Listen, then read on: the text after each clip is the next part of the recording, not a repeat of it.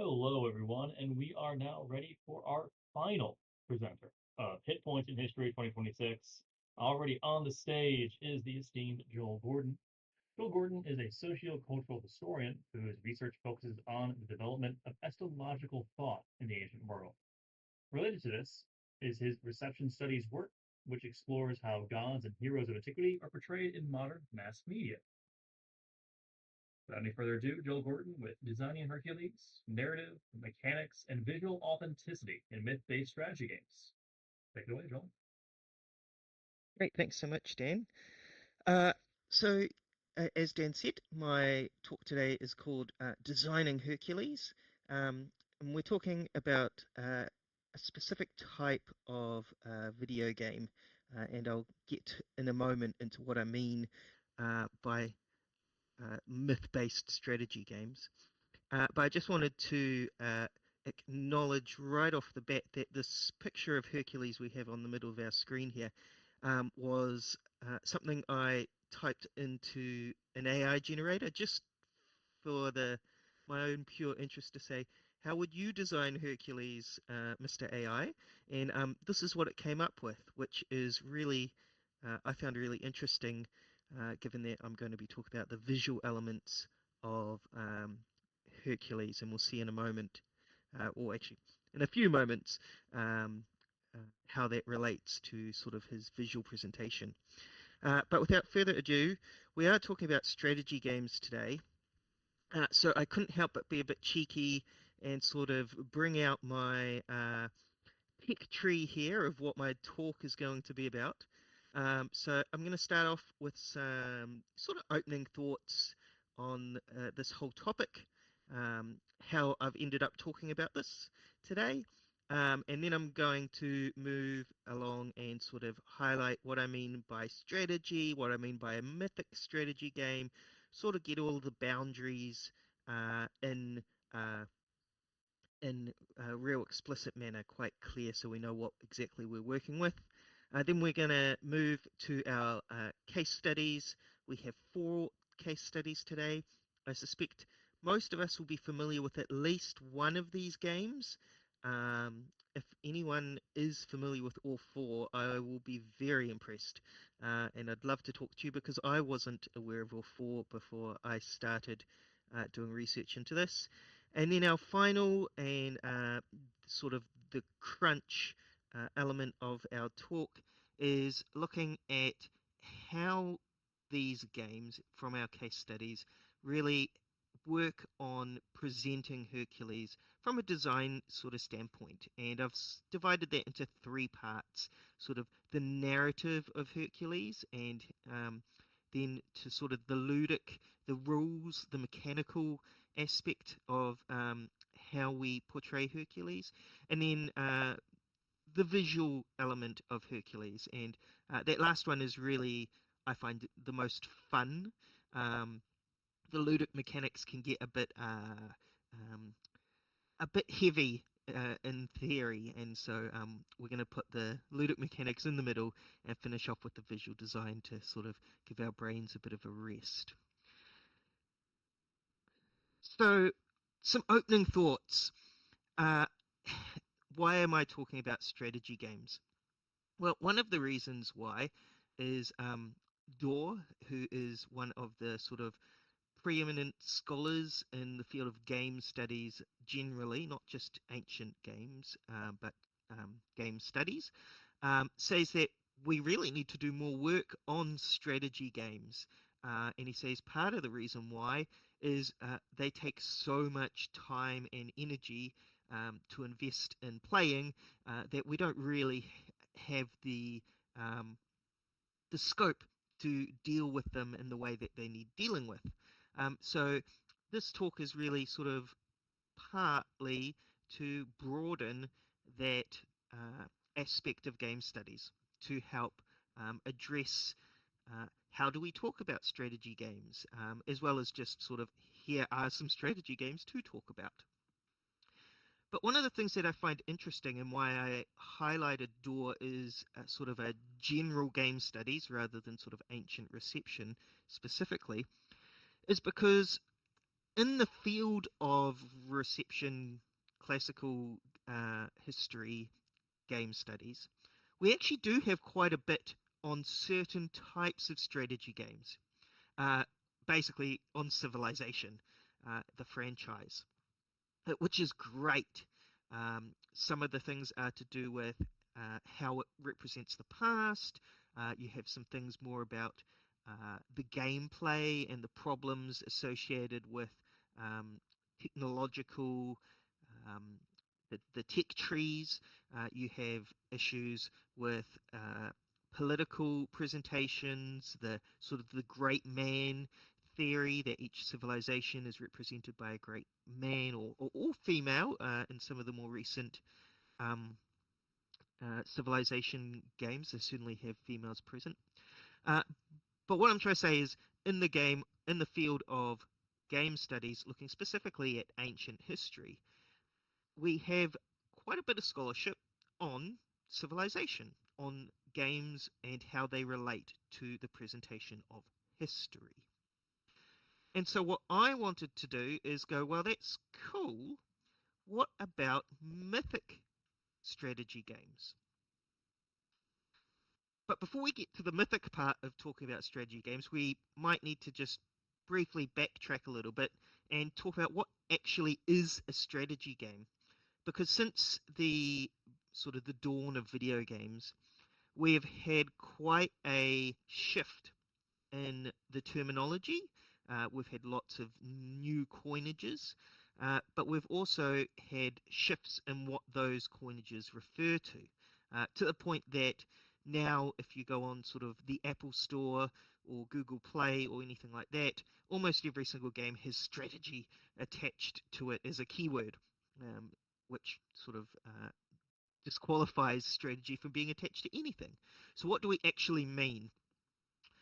Well, when we talk about strategy, and particularly for me today, and we'll see that with our case studies, I'm talking about a specific period of um, video game history, and that's really the late 90s and the early noughties, which is sort of the golden age of strategy games. Both in terms of popularity, the number on the market, and sort of the revenue of what games were bringing in the most income. And we've got here a quote from Dorr and from some other scholars on defining strategy. And they both, prior to these definitions, both sources sort of uh, go on about how difficult it is to define strategy. But we kind of get a bit of a short list of things, that it's not action games, it's not adventure games, it's kind of this third thing. We get that they're often sort of talking about war games or military themes where the role of the player is being a commander. Talk about gameplay elements like a map, how you have to gather resources or build a base or some sort of um, civil element. There's unit production or sometimes troop management, and those can differ very greatly. Um, Anyone who's played sort of strategy games might be able to add extra bits, sort of mechanical things like tech trees, research trees, fog of war, certain victory conditions, even things like the isometric perspective. Um, when that came out, especially in the early 90s, it was associated with lots of strategy games. Um, but yeah, these are the sorts of elements that are highlighted by scholars as sort of key to this genre of strategy. But sometimes it's easier just to look at specific examples for when we talk about what is a strategy game. And I want to highlight, as I said, the late 90s, early noughties, the golden age of strategy for video games. And we kind of have three sort of general uh, broad genres at this time. We have what's known as 4X, we have turn-based strategy, and we have real-time strategy. The first of these, the turn-based strategy, actually was sort of, if you want to think about it, the default for strategy games for a very long time, since the origins, basically. You can see in the bottom corner there, I have an image of Empire, an Amiga game from 1977, when you don't get much earlier than that in terms of video game history. And it's a turn-based strategy game. So it's a war game. You're trying to battle against another commander, and you take a turn, then the other player takes a turn, then you take a turn, then the other player.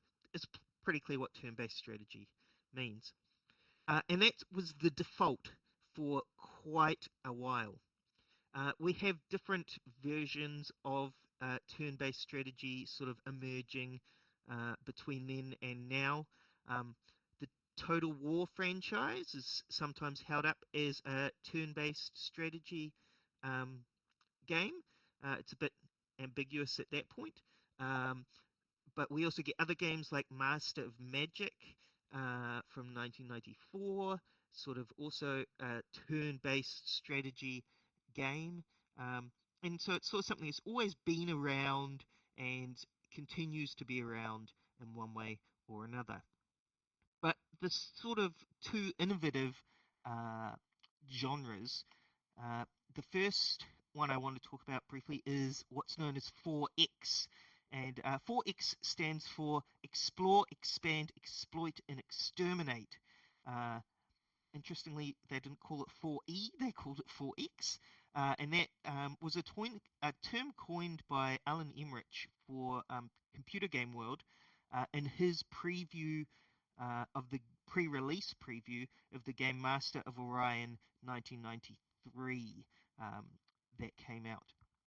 And he talks about how it's a great game. You try and take over the galaxy as a civilization. And he says basically the tenets of this game is you have to explore the galaxy, you have to expand your influence across it, you need to try to exploit the other civilizations, and you can exterminate them. And that kind of coined this term that then was retrospectively applied to the greatest 4X franchise ever created, and that's Sid Meier's Civilization franchise. And if you are at all familiar with Civilization as a game, um, you'll know that the 4X genre has a really specific feel to it. The gameplay is turn-based, but it retains this explore, expand, exploit, exterminate key element to it. And yeah, like I said, just think about Civilization, that's sort of the key example. But then we also get this shift to what we call real-time strategy. And this was a term coined by Brett Sperry, who was at that time the CCO of Westwood Studios. And he coined it in a marketing presentation about his new franchise, Command and Conquer. To really differentiate, he wanted to point out how this game was different from the default turn-based strategy games.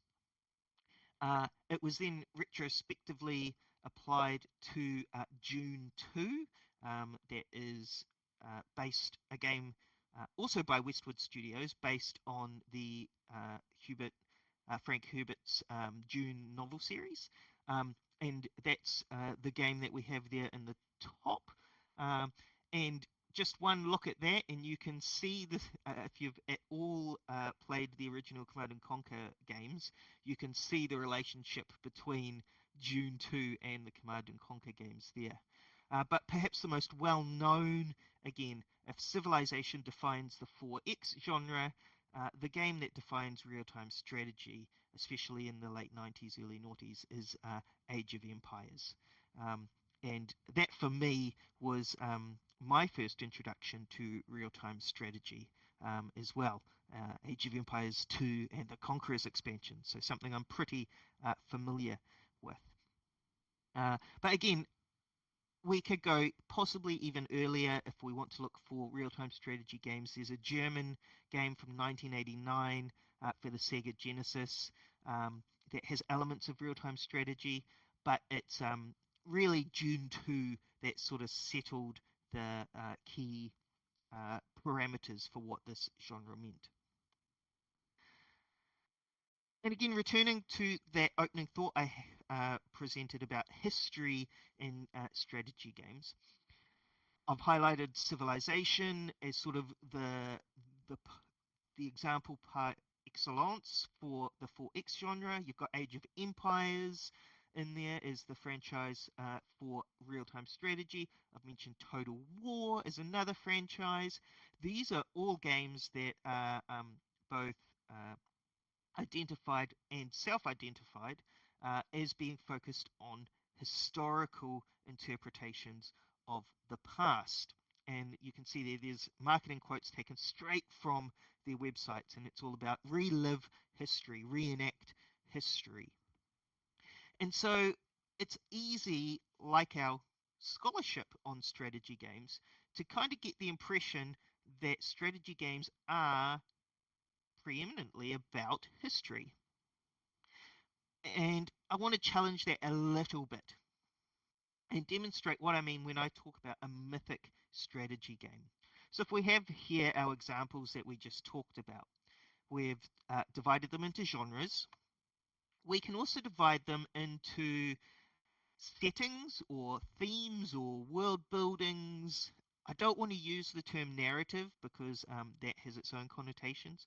But you can see what I mean here when I say we have historical games, Civilization, Total War, Age of Empires. They're focused on reliving the past. We have some fantastical ones, Master of Magic being uh, all about you're a wizard battling another wizard. You can summon creatures. And then, of course, we have science fiction. Dune and Master of Orion are all set in science fiction worlds or universes. And even just doing this, we might get the false impression that history has sort of pride of place because we have some gaps in our table here, but we can fill those in pretty quickly. Command and Conquer is another example of the real-time strategy genre. Uh, XCOM UFO Defense from 1994, technically what's known as a turn-based tactics now, but let's not overly complicate things. If we want to buff out our fantastical settings, the 4X genre, we have Age of Wonders. We can supplement our turn-based games with the Warlords series. In real-time strategy, the Warcraft franchise, more commonly known for World of Warcraft, its MMORPG, but it actually started off as a real-time strategy game. And so, really, the point I'm laboring here is that we have all these different genres and we have all these different settings for our strategy games. And what we can do is we might want to replace that term fantastical with mythical. And that's the element that the sort of settings that I want to focus our attention on today. And here are the games that I want to, that we're necessarily limited to when we come to talk about Hercules in strategy games, because these are the only ones in which he occurs. I'm aware of some people, very clever people, who have played Empire Earth or some other games might know of some exceptions, but I have reasons for excluding those, and if you want to chat about those later, I'm happy to. But these are the ones that I am focusing on as being mythical in their world building, but also fitting within those three genres of strategy. So we have Ancient Conquest, the quest for the Golden Fleece, which is a naval real-time strategy game. We have Invictus in the Shadow of Olympus, another real-time strategy game. Then we have Zeus, Master of Olympus, which is a real-time city builder simulation sort of game with real-time strategy elements. Then we have Age of Mythology, and this is probably the one that everyone knows. Started off in 2002. It's recently been remastered as Age of Mythology Retold. They've announced a whole bunch of new expansions and DLCs for 2026. So it's still something that's sort of influencing um, uh, our culture today. So with that all out of the way, we know sort of what kind of games we're talking about. We know what specific games we're talking about.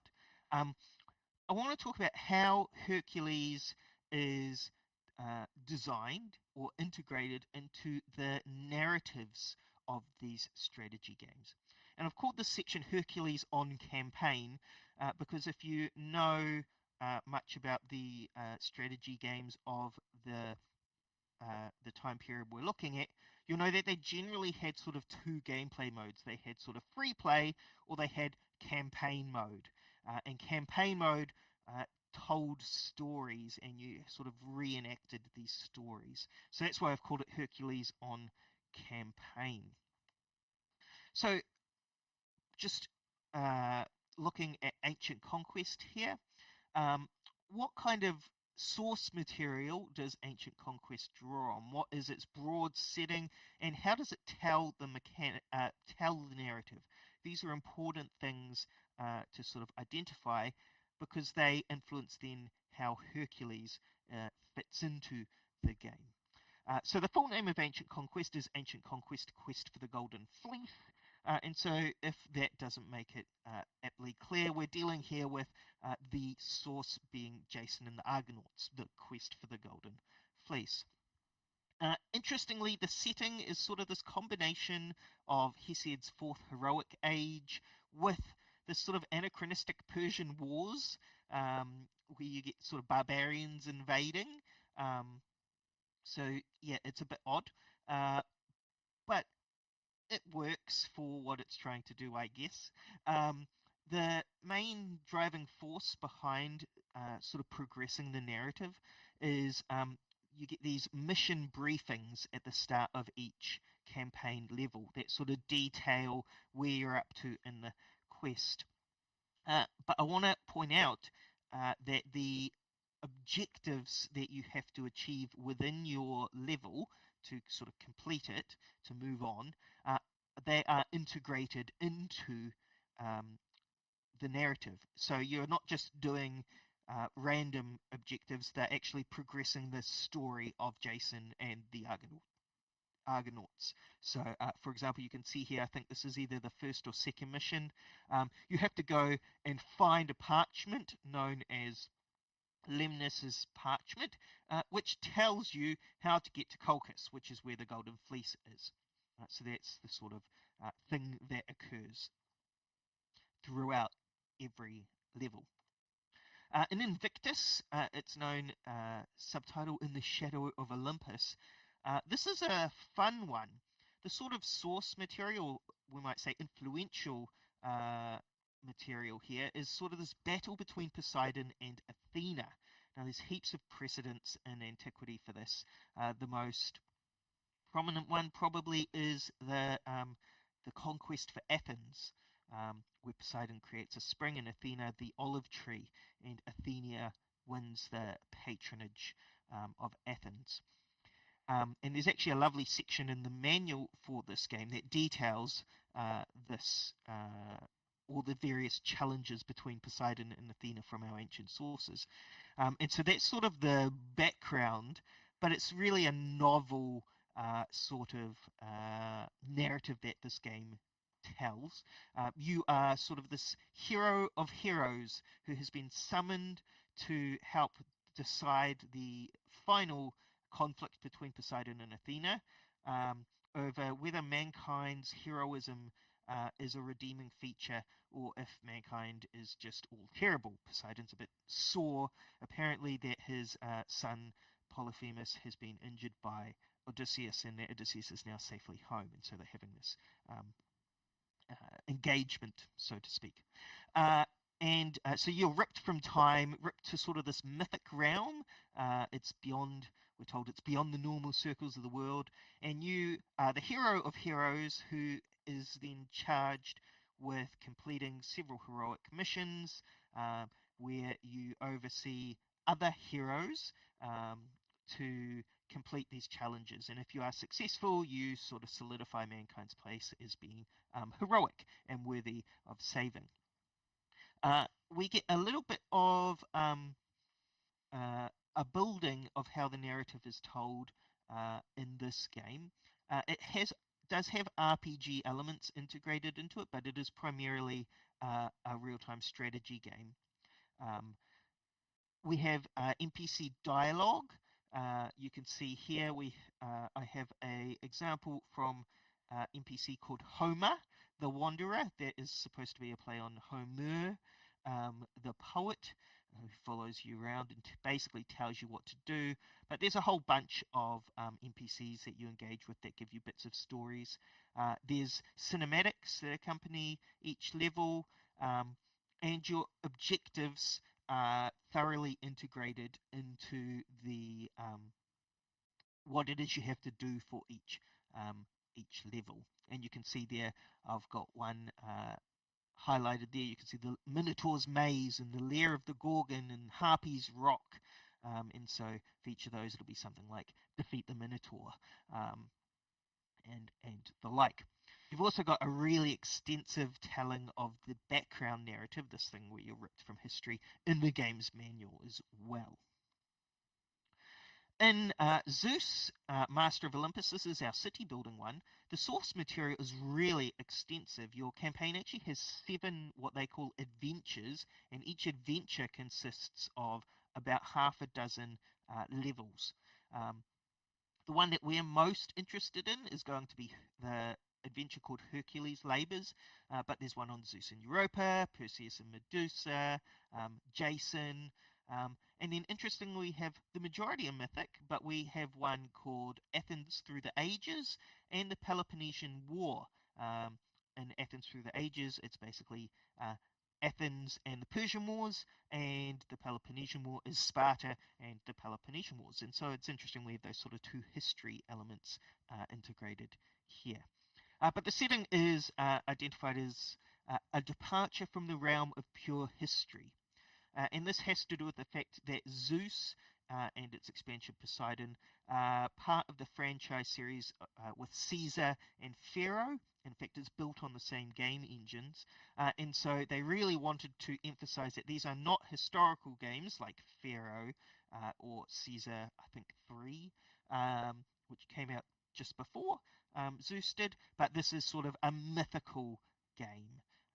And it's mythical because you can utilize mythical creatures and heroes and gods and the like. In terms of its ludic mechanics, you get a mission briefing at the start and conclusion of each level, and this is where your narrative is exclusively. The objectives almost have nothing at all to do with what you have to, what the narrative is about. And some of this is because of that shift in genre. These are city builders, so your objectives are all about building up your city. And so if you've got a lovely story about Hercules completing his labors, about dealing with the Hydra, it becomes a little bit more difficult to have focused city building objectives when it's all about defeating monsters. That said, the manual does a great job of interweaving sort of this narrative of you as the player, this great figure of history, and specifically in the case of Hercules, Hercules' completion of his labors is the equivalent of you performing your city duties, your civic duties, and the like. And then Age of Mythology, this is a bit of a tricky one. It's kind of a Titanomachy, I guess, but it is a novel sort of telling of the Atlanteans saving the world from Kronos and other figures. You're a bit hard pressed to exclusively identify a setting because that you move through the ages in your game. So the Archaic Age, the Classical Age, the Heroic Age, the Mythic Age. So which one of those is the overall setting? Is it where you start? Is it where you finish? Um, but it does have the most extensive way of telling our story, which is you get mission briefings, but you get these lovely cinematics, and your objectives are almost always integrated um, beyond any other of the games into what you have to do. So, what does this all mean for Hercules? Well, in ancient Conquest, it doesn't mean very much for Hercules. He's simply another Argonaut. He's just one of the heroes that you have to collect to join your crew. He's kind of portrayed, he's a mighty mortal, a hero, he's a demigod, but there's no mention at all of his labors, no mention of elements of the Argonautica, like Hylas, his lover, who actually causes Hercules to leave the expedition. He is literally just a very strong hero who joins your party. In Invictus, we have a little bit of engagement with Hercules' labors. Um, and I say little bit in that we have one level called the Hydra's Bog, where you have to uh, destroy the Hydra.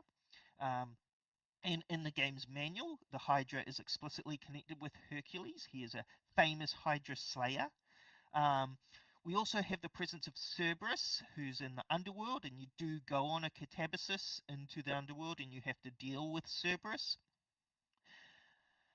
But there's a little complication here in that Hercules is not required for you to complete these missions.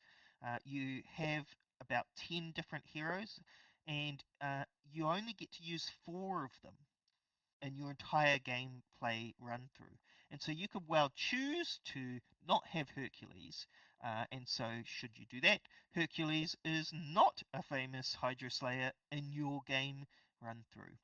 And it's also interesting that in the manual, it's not Hercules who's associated with Cerberus, but Orpheus. So, yeah, there is some engagement with Hercules' labors, but it's also distanced from that as well. In terms of Hercules' character, his persona, it's quite extensive. Um, and this mostly comes from the manual rather than the gameplay. Uh, he's highlighted as a strong but dumb character, that sort of brute ignorance. Specifically in the case of Hippolyta, who's madly in love with him, but Hercules is too in love with his muscles to notice her attention. Uh, the other main characterizing sort of duality that's associated with Hercules is he's both civilizing and destructive. And the manual says sometimes it depends who you talk to as to whether Hercules is civilizing or if he's a destructive force. And this is integrated with he has a special move. These are known as appeals. Each hero has one, and his is an earthquake, and that affects friend and foe alike. And so it's suggested that you use Hercules as sort of this lone wolf figure because if he's uh, around other people, it tends to end badly for them. Which is, I think, the strong but dumb element of his character is overdone, sort of modern trope. But this, I love this integration of this civilizing destructive duality because we do get that throughout antiquity. That all aside, though, we are missing the majority of his labors, and like I said, Hercules doesn't even need to appear in the game. Um, and so, if he's not in the game, is he a part of the game? Well, not for your playthrough. Or issues of ergodicity, which that's a discussion, a whole nother discussion. In Zeus, we have the most extensive engagement with Hercules' labors. As I said, one of the entire adventures is called Hercules' Labors. And as you can see um, here from this table, we have every single of Hercules' labors except the Cretan bull um, engaged within some manner throughout the game. Sometimes these are specific episodes or adventures within an adventure, the levels that you have to sort of defeat the Nemean Lion, defeat the Lernaean Hydra, um, or that's sort of the background narrative, or sometimes they're sort of presented as part of the context for how you've ended up where you are. So, for example, in the Voyages of Jason, it talks about the Stymphalian birds having been scared away by Hercules, and so now Jason encounters them and blah de blah de blah. In terms of his character, I really appreciate this portrayal of Hercules, and that he remains this sort of strong figure, of course, but he's also presented as almost naively innocent do-gooder. His madness is explicitly not his fault; it's all Hera's fault. But also then. It, One of the episodes is about the war with the centaurs, and there is an opportunity for Hercules to come off badly, but he doesn't. It's him and his mate Pholus were just having a drink, and some other centaurs came around, and it got a bit out of hand, and it's the other centaur's fault. And so Hercules sort of retains his innocence here. Unfortunately, when the expansion came out, Poseidon, we get that brute, dumb figure re-emerging. You get at one point Hercules has to go relieve Atlas of his burden, and when you complete this mission, you get this little mission objective completed narrative where it says Hercules was tricked by Atlas, and he can be heard saying, "Why didn't I, or why couldn't I have a little less brawn and a little more brain?" Um, yeah, so we get that duality again. Age of Mythology has absolutely nothing to do with Hercules in the campaign. And we'll see later on why this is the case, or I think why this might be the case. Except, should we look at the Age of Empires Mythologies, which is the Nintendo DS port, which shifts to a turn-based game, we do have Hercules appear.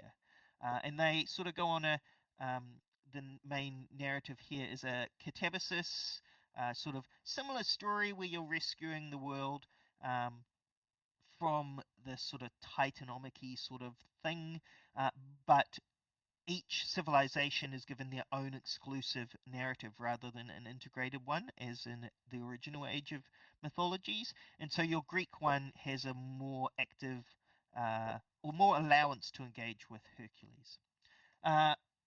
He is strong but simple. He's not dumb, he's just simple, which is interesting. He kind of highlights at points, and you can see here this is just examples of the dialogue that Hercules has in the game as part of the start and the end of each mission. He kind of highlights points where he suggests that he might have failed at things in the past. Potentially, it might be the Argonaut. He speaks of being in a crew and it ended poorly for them. So perhaps he's alluding to the sort of an Argonaut journey that didn't go so well. But he has a great character arc. He starts off as sort of this solo adventurer, all for self-glory, and by the end of the game, or the campaign, he has shifted to a figure of strength who still seeks adventure, but sort of has come to acknowledge the power of being in a team. Um, but unfortunately, we kind of don't get much engagement with his broader mythology, sort of his labors or anything. This is sort of an extra addition.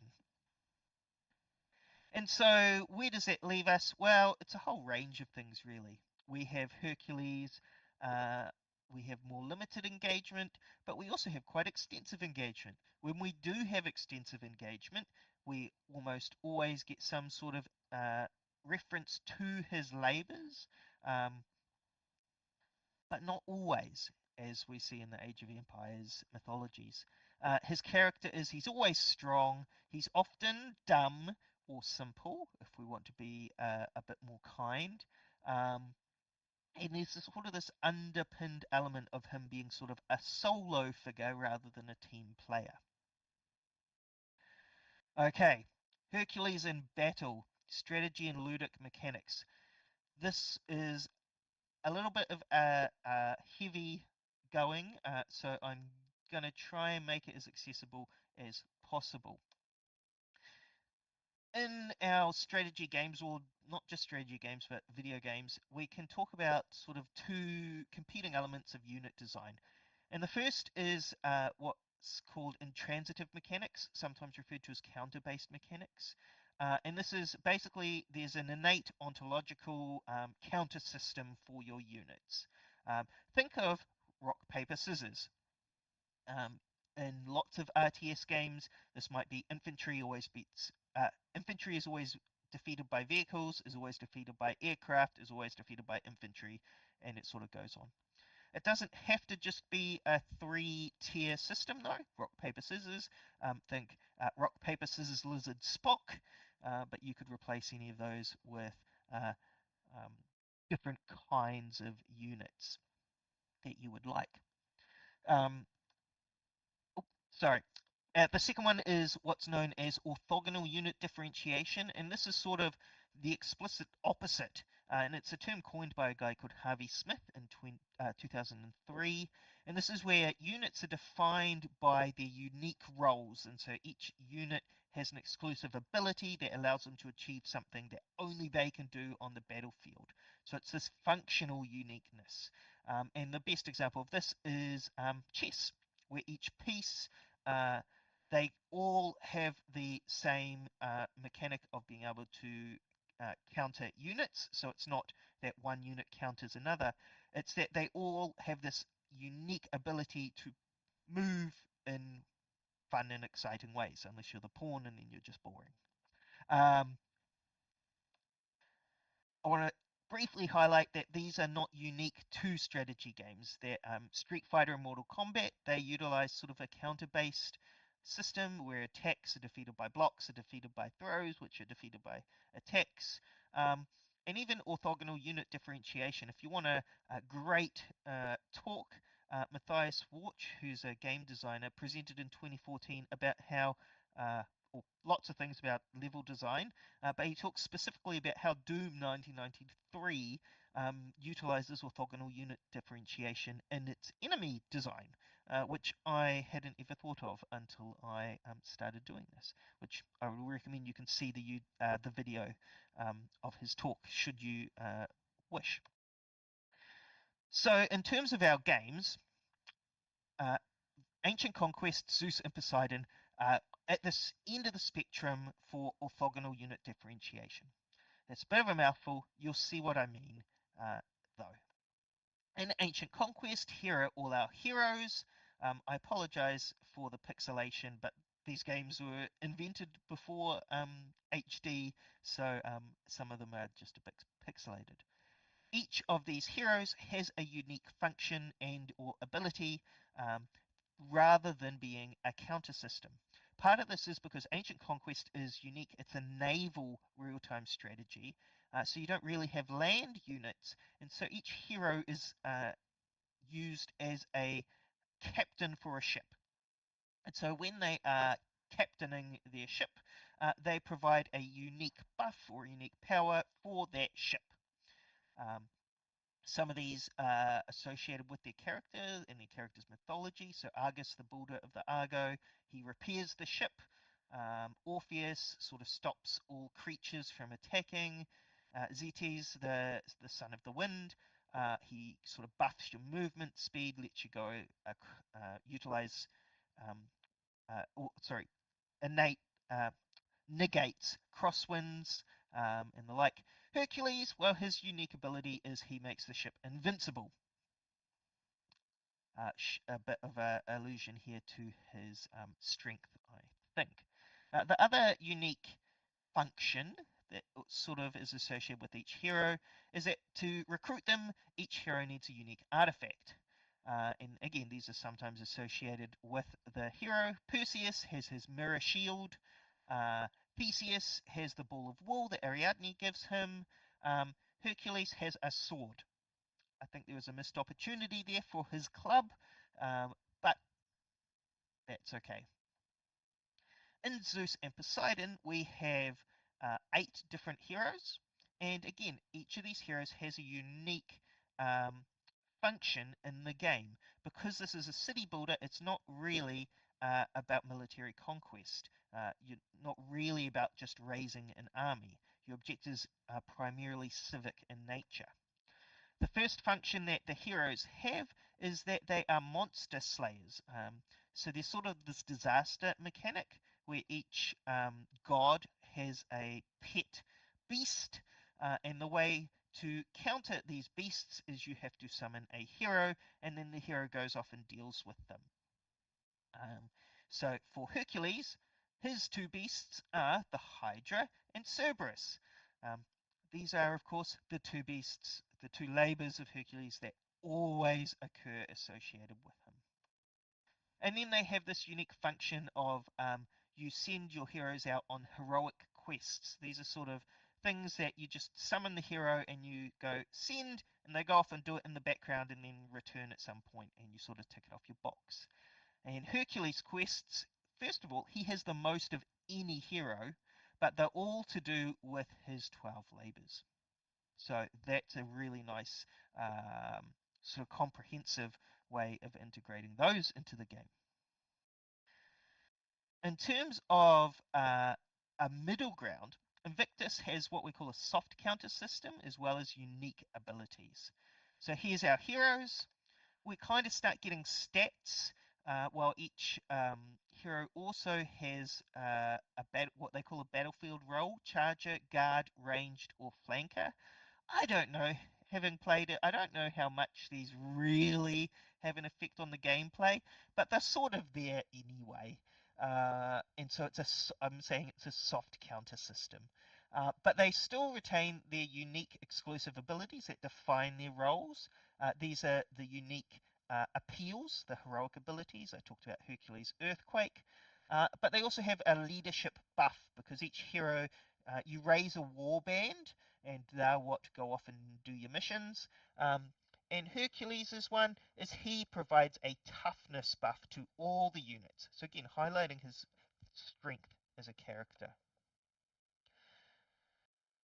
Age of Mythology is an interesting one because it has both intransitive mechanics and orthogonal unit differentiation. The um, The intransitive mechanics is quite straightforward. You have three main types of units: myth units, military human units, and hero units. Myth units excel at defeating humans. Humans can overpower a hero unit, and hero units excel at killing myth units. And then your military units also have their own little rock, paper, scissors going on there with archery, melee, and cavalry. Uh, Hero units, though, also have unique abilities that define their roles. So all heroes share this ability to pick up and deposit relics, which is fine, but that's not really a battlefield role. And you've got your three civilizations: your Greeks, your Egyptians, and your Norse heroes. And each sect of civilization has their own sort of special abilities that they bring that help define how your heroes are going to be used. The Greeks, though, stand out even further, or are differentiated even further, depending on who your chief deity is, because each deity gets their own set of unique heroes, and this sets the Greeks apart because your other civilizations can have as many heroes as they want, but you can only have one of each at any single time. And each god brings a specific strength to their civilization, but this is reflected in their heroes. So here's our Greek heroes. You'll just have to trust me. I went and did the background research on all the stats of these heroes, and this is where they excel and where they don't. It's not really super riveting stuff, but we can translate this further, and this is where orthogonal unit differentiation comes into it, into roles on the battlefield. And so for Hercules, or Heracles as he's called in the game, he kind of comes out as a tank figure. He has strong HP and a strong melee attack, and so he's sort of defined as this lumbering tank on the battlefield. And so we kind of get this great expanse of what is Hercules on the battlefield. Well, he's kind of the strong hero who excels at killing mythical monsters. That's consistent. How that's expressed changes depending on the type of game. And now the fun stuff to finish us off. Hercules, what does he actually look like in these games? Well, we've kind of got his little icon. We could talk about those. We could talk about his little sprite. That's what he actually looks like on the map, or how he appears in menus and the like. The thing that I want to highlight is most of these are fairly familiar, or should be fairly familiar to us from ancient art. Of course, Hercules is mostly depicted with the lion's skin and his club, and we can see that reflected in the majority of these, whether it's the icon, the sprite, or other things. The exceptions, we can also find precedent, interestingly, in antiquity as well. So the sword of Hercules, I said it was a missed opportunity for his club in the icon there in the top. But he does appear with a sword in art, particularly when he's killing Amazonians. And so I have to give it to them there.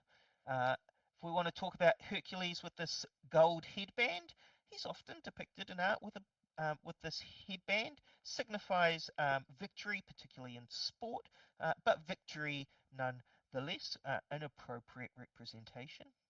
We want to talk about his facial hair.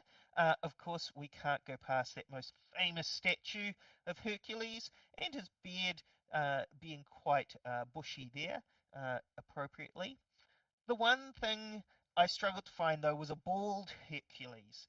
But we do get the closest I could find to this lovely handlebar moustache is this image here of him wrestling with I can't remember if that's the lion or the bull, but he's not bald. That was a tricky one. I'm not quite sure where that comes from. Um, Finally, just to highlight, I found it interesting that Hercules' portrait here looks more like Cadmus than Hercules' icon, which in turn is also reflected in Zeus in his icon. So I'm a bit confused at how we ended up with Hercules' icon in Invictus. And in Age of Mythology and Age of Mythology Retold, we have Hercules here. And then we have another figure who has a lion-headed helmet. And this is not Hercules. This is the figure who appears in the campaign. This is actually Ajax. And it created a little bit of confusion with players over who or what this figure was supposed to be. But even this, we have some precedent in antiquity. We have some very minor fragments that talk about baby Ajax being clothed in Hercules' lion skin, and it supposedly transferred some kind of invulnerability to baby Ajax, or that Hercules visited Ajax's father, and Ajax stood on his lion skin and prayed that baby Ajax would be stout, just like his lion skin. So there's an association there between Hercules, his lion skin, and Ajax. So that's an interesting sort of visual appearance. So where does that leave us?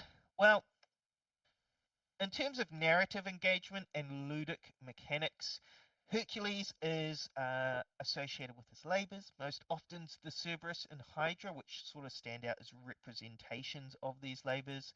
Sometimes he's an Argonaut. He's a demigod, he's strong, and then we have some interesting sort of dualities is he a lone wolf, an individualistic figure, or is he a team player? Is he civilizing and destructive? Is he a brute? Is he slow? Is he dumb? Or is he as the innocent figure? Those sorts of things. Um, he is always a unique heroic unit who's good at defeating mythical monsters. However, how he actually defeats them shifts depending on what the genre is.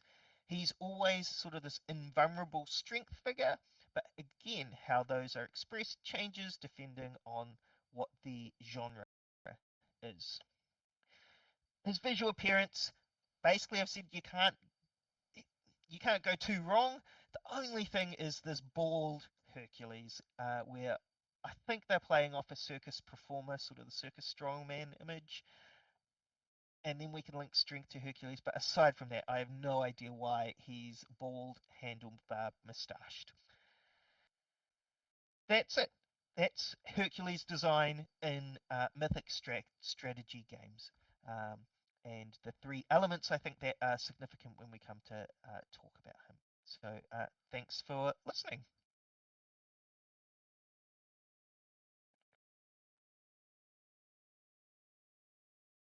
Well, a round of applause to Joel for his Herculean effort in all that research. I want to invite anyone here in the audience who has any questions for our final analyst of the evening. And after the Q&A section here, we'll have a short message from Hadley, our conference mastermind. So anyone who has questions, please go ahead and approach our little Q&A corner over here on the right.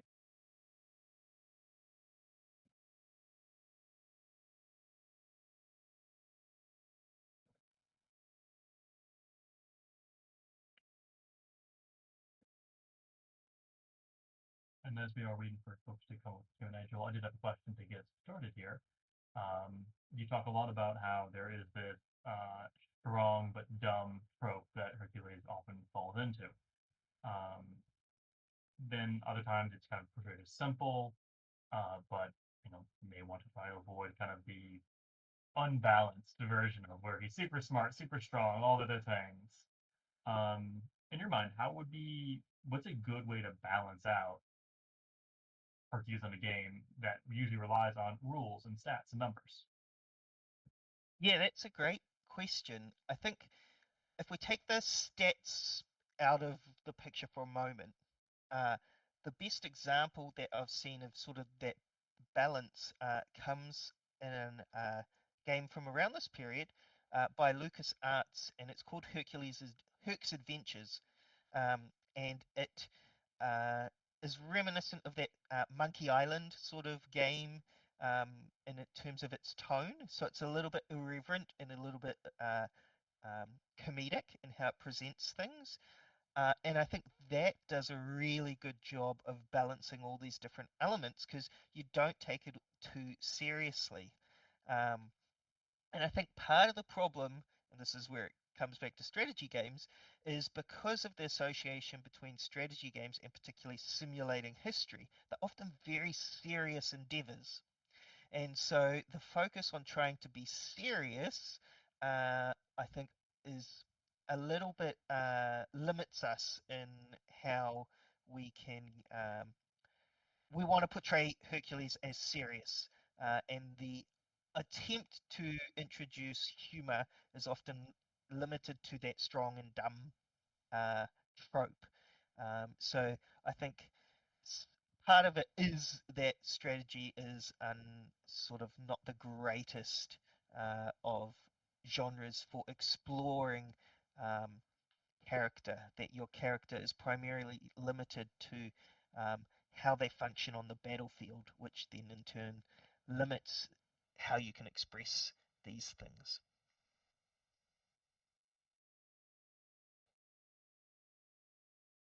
Thank you. And then again, I'm going to invite anybody else who has questions here. I see somebody running around, so they may have one. If they do, please come over here.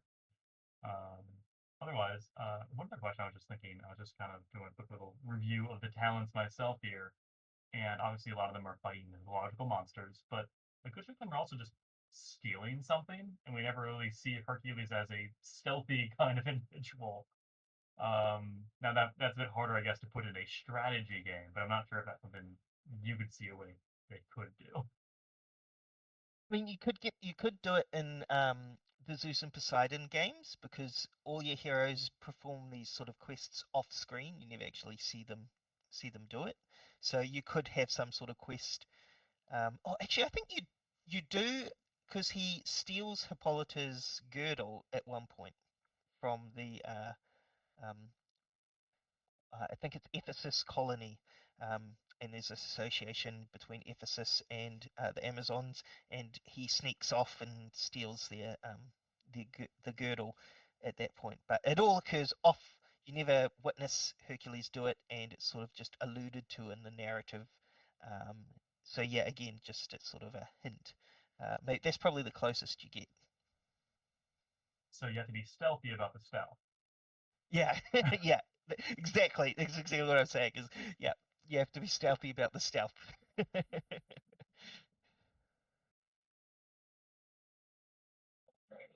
Hey Joel, I have a Hercules question for you.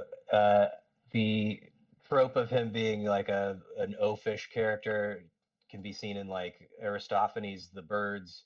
I was wondering if there were any other ancient sources. You may have covered this, but I missed it, where he's portrayed in that kind of humorous fashion. That's mainly it, sort of old comedy where you sort of get this brutish um, sort of the uh, brute who wants to just eat, drink, and be merry, to put it politely. And then if there are later versions, they all tend to be sort of references or allusions or riffs on the old comedy, particularly Aristophanic comedy. Um, so yeah, I can't think of any other that sort of are distinct from um, uh, that. I'm trying to think of any depictions in art of him as sort of a drunkard, and I can't think of any at the top of my head. Um, so yeah, good question though. Thank you.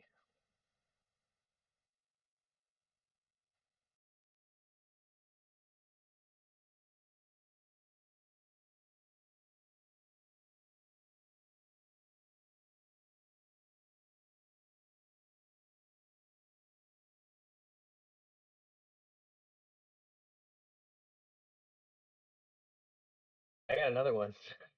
Go on. I was wondering if you'd ever come across any games that have Melqart, the Phoenician or Tyrian Heracles, as like a character, a playable character, or just in the game whatsoever. Yes, for the life of me, now that you've asked, I can't remember what the title was. Um, um, it tends to be in uh, these sort of, I want to say Japanese inspired, because they're not always from Japanese game developers, but sort of often riffing off Japanese um, tropes in anime and the like. Um, and they do a lot of mixed pantheon games, and you get some interesting takes where there's one where Hercules is a cat girl, um, and look, they're also a little bit lewd in sort of their provocative dressing of like the characters almost always tend to be uh, feminized. So Hercules is a female.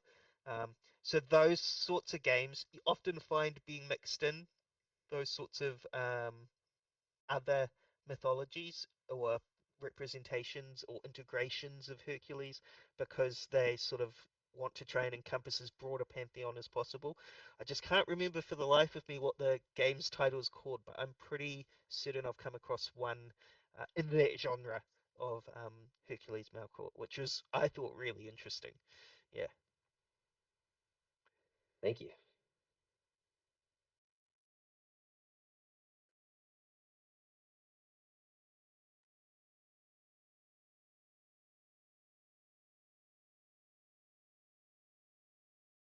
All right. Well, I think that's it for all of our questions here. So, Joel, thank you once again for your presentation. I want to go ahead Thanks. and give everyone a round of applause for all of our presenters today. And as our final kind of closing note here for Hit Points Industry, I want to call Hadley over here, our mastermind behind this and many past years' conferences. Hi, everyone. I just wanted to thank you all for spending your Saturday with us. So many of you are still here.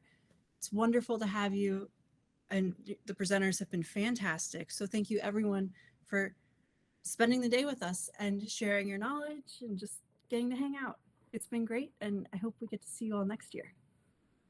Thanks.